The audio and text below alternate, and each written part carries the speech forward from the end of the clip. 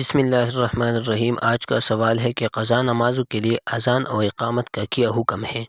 تو جواب یہ ہے کہ قضا نمازوں کے لیے اذان اور اقامت دونوں کہنا صحیح ہے۔ چنانچہ اگر فوت ہو جائے کئی نمازیں تو پہلی نماز کے لیے اذان و اقامت کہے، اور اختیار ہے باقی نمازوں میں اگر چاہے اذان و اقامت دونوں کہے، اور اگر چاہے اکتفا کرے صرف اقامت پر۔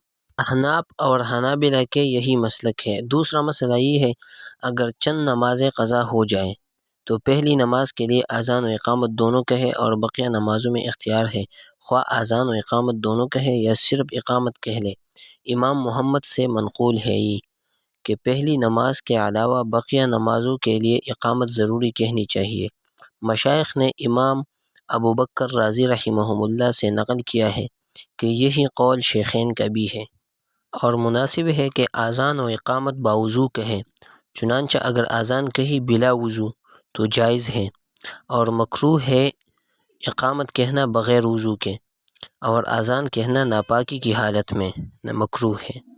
یعنی اذان کہتے وقت حدث اکبر سے پاک ہونا سنت ہے، اور دونوں حدثوں سے پاک ہونا مستحب ہے، اور اقامت کہتے وقت دونوں حدثوں سے پاک ہونا ضروری ہے۔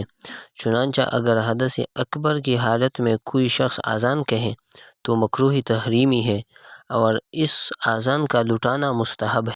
اسی طرح اگر حدث اکبر یا اصغر کی حالت میں اقامت کہے تو مکروہ تحریمی ہے، لیکن اقامت کا لٹانا مستحب نہیں ہے۔